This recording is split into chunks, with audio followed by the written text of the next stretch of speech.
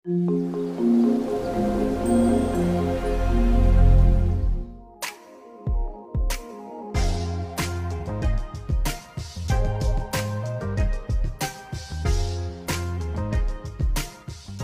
Friends, मैं मनोज कुमार फिर से हाजिर हूँ आपके सामने एक नए कंसेप्ट को लेकर के, एक नए लॉजिक को लेकर के। किसी भाई ने ये छोटा सा क्वेश्चन हमसे पूछा है कि सर होस्ट प्रोग्राम क्या होते हैं और किस तरीके से होस्ट प्रोग्राम को यूज़ करके हम मेल को भेज सकते हैं। तो दोस्तों, मेल कैसे भेज सकते हैं ये हम आगे देखेंगे। आज सबसे पहले ये समझते हैं कि ये होस्ट क्या है, होस्ट प्रोग्राम एक्चुअली किस चीज़ का नाम है, क्यों ज़रूरत में आता है, कैसे क्रिएट किया जाता है। तो सबसे पहले हम होस्ट प्रोग्राम को समझते हैं। दोस्तों, क्योंकि हम ओरेकल ईआरपी से जुड़े हुए हैं, ओरेकल ई बिजनेस सूट से जुड़े हुए हैं, तो डेफिनेटली होस्ट प्रोग्राम भी हम उसी पर डिप्लॉय करेंगे, उसी पर क्रिएट करेंगे। और होस्ट प्रोग्राम जो टर्म है ये केवल और केवल ओरेकल से रिलेटेड है, सबसे पहली बात।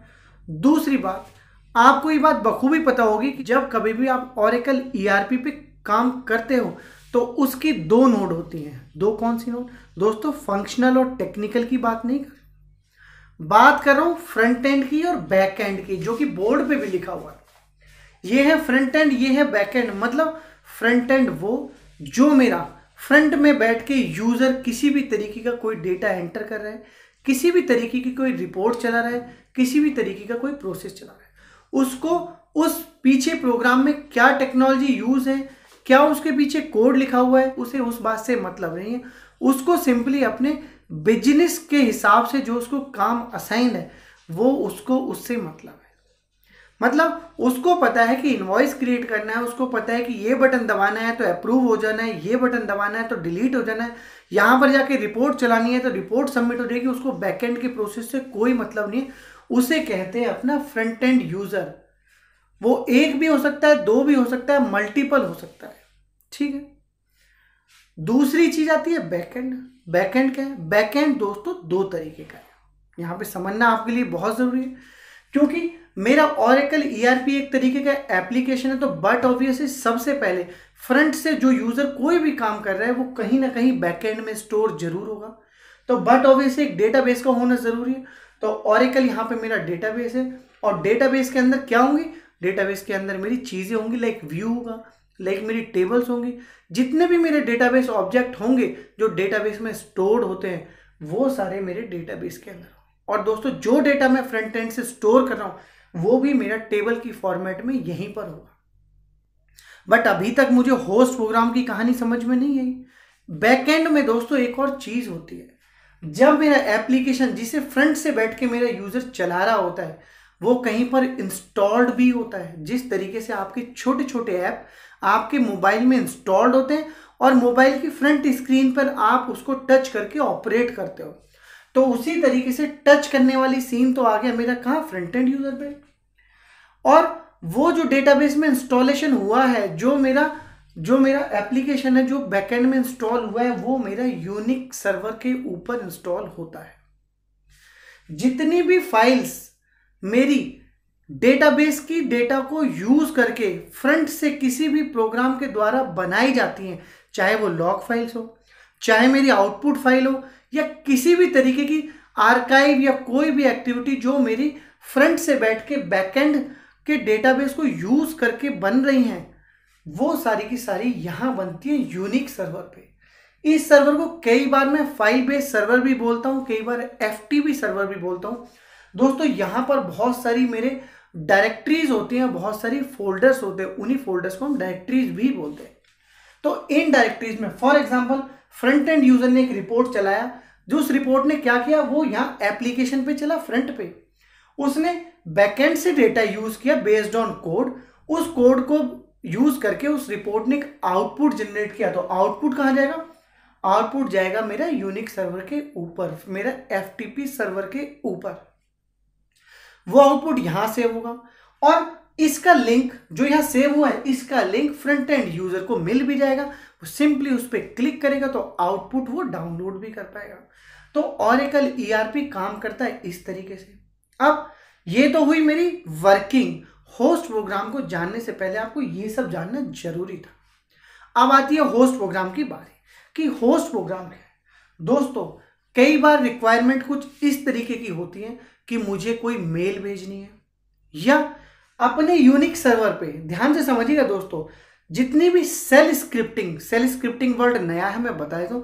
सेल स्क्रिप्टिंग मतलब कि अगर आप बैकएंड से इस पर्टिकुलर आईपी पे पर्टिकुलर यूजर नेम और पासवर्ड से पुट्टी के थ्रू लॉगिन अगर कर लेते हैं तो यहां पर चलने वाली हर वो यूनिक्स की कमांड जिसको आप यहां फ्रंट से चलाना चाहते हैं उनको हम सेल स्क्रिप्टिंग बोलते हैं। उन सारी कमांड्स को सेल स्क्रिप्टिंग बोलते हैं। मतलब वो सारी कमांड जो यूनिक सर्वर पे चलेंगी, जिनका विंडोज पे, डेटाबेस पे या किसी और एप्लीकेशन पे कोई रोल नहीं है, केवल और केवल यूनिक सर्वर पे वो परफॉर्म करेंगी, उनको बोलते हैं सेल स्क्रिप्ट, ओरेकल ईआरपी की फॉर्म में। क्लियर दोस्तों।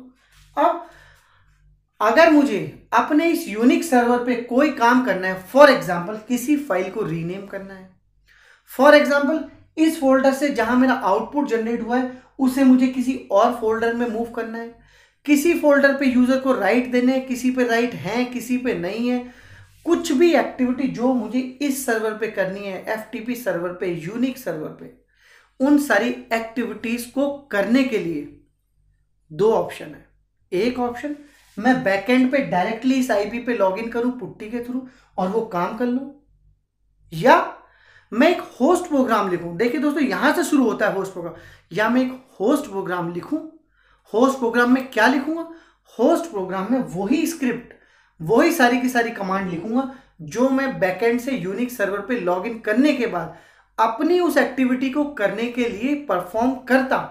फॉर एग्जाम्पल यहां से यहां फाइल मूव करनी थी तो मैं मूव के लिए जो कमांड यहां चलाता डायरेक्टली बैकएंड से, उस कमांड को अगर मुझे फ्रंट एंड यूजर को देना है, मतलब भाई बैकएंड से करोगे तो कोई होस्ट प्रोग्राम की जरूरत नहीं है, सीधे कमांड की जरूरत है। बट जो यूजर मेरा यहां फ्रंट में बैठा हुआ है उस यूजर को अगर ये काम कुछ डेली बेसिस पे करना है कि उसको यहां पर जो आउटपुट जनरेट हो रहा है उस आउटपुट को उठा के इस फोल्डर में मूव करना है, तो कैसे करेगा? वो तो टेक्निकल नहीं है ना, उसे मतलब कि आपकी क्या टेक्नोलॉजी यूज हो रही है, उसको मतलब है अपने टास्क से कि आप यहां पे एक रिपोर्ट रन करोगे, वो रिपोर्ट डेटाबेस से डेटा लेगी, यहां पर आउटपुट जनरेट करेगी और आउटपुट जनरेट करने के बाद इस फोल्डर पे फॉर एग्जांपल उस पर्टिकुलर यूजर को एक्सेस है विद पर्टिकुलर यूजर नेम और पासवर्ड कि आप यहां से उस हैवी फाइल को डाउनलोड कर सकते हो। तो यूजर उस आउटपुट फोल्डर से यहां मूव करने के लिए जो एक प्रोग्राम फ्रंट से सबमिट करेगा उस प्रोग्राम को हम होस्ट प्रोग्राम बोलते हैं। मतलब कुल मिला के क्या कहानी हुई? कुल मिला के ये कहानी हुई कि हर एक यूजर मेरा टेक्निकल नहीं होता।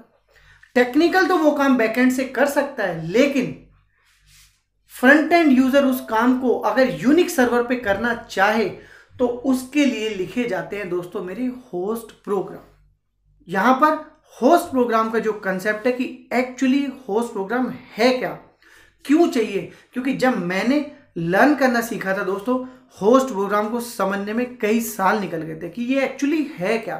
बट आज मैं अपने एक्सपीरियंस के हिसाब से सीधे सीधे आपको बता रहा हूं दोस्तों, host program is nothing but a set of command जो रन होती है मेरी यूनिक सर्वर पे, बट लिखी जाती है एप्लीकेशन सर्वर पे with the form of shell script. Clear दोस्तों? तो ये होस्ट प्रोग्राम का एग्जांपल था। अगले वीडियो में हम देखेंगे कि किस तरीके से होस्ट प्रोग्राम को हम क्रिएट करते हैं डिफरेंट पर्पस के लिए। सो दोस्तों अगर ये छोटा सा वीडियो आपको पसंद आया हो, आपको अच्छा लगा हो, आपकी इसने छोटी मोटी नॉलेज इनहेंस कर दी हो, तो वीडियो को लाइक कीजिएगा, शेयर कीजिएगा मेरे उन भाइयों के लिए जो होस्ट प्रोग्राम को ये जानना चाहते हैं कि एक्चुअली ये है क्या, कैसे काम करता है, क्या इसकी रिक्वायरमेंट है, उनको शेयर कीजिएगा। साथ में मुझे कमेंट करके इसी तरीके से अपनी रिक्वायरमेंट, अपने सजेशंस जरूर देते रहिएगा दोस्तों। साथ में दोस्तों मुझे सपोर्ट करने के लिए, मेरी इस मुहिम को मोटिवेट करने के लिए मेरे चैनल को सब्सक्राइब जरूर कीजिएगा। और मैं अपनी हर वीडियो के अंदर बताता हूं कि इस वीडियो का लैब ही नहीं, किसी और वीडियो का भी अगर आपको लैब सेशन देखना हो कि उसके अंदर हमने क्या कोड यूज़ किया है, कैसे किया था, वो क्या स्क्रिप्ट यूज़ की थी, तो सिंपली आप मेरे ब्लॉग पे जा सकते हैं, जिसका लिंक नीचे भी है डिस्क्रिप्शन में, और यहाँ पे वो ब्लिंक भी कर रहा है। सिंपली वहाँ जाइए, जो भी आपका टॉपिक है उस टॉपिक के हिसाब से उसको सर्च कीजिए और उस कोड को आप यूज़ कीजिए। एक आपके भाई का यूट्यूब चैनल भी है दोस्तों, व्लॉग यूट्यूब चैनल, कभी टाइम मिले तो उस पर विजिट जरूर कीजिएगा। थोड़ी डिफरेंट वीडियोस वहाँ पे मिलेंगी आपको, फ्रेंड्स के साथ की, टूरिज्म के साथ की, घूमने फिरने की, छोटे मोटे चुटकुले की, दोस्तों आपको पसंद आएंगी। सो फिर से मुलाकात होगी एक नए वीडियो में, एक नए कंसेप्ट के साथ। तब तक के लिए दोस्तों, थैंक यू सो मच।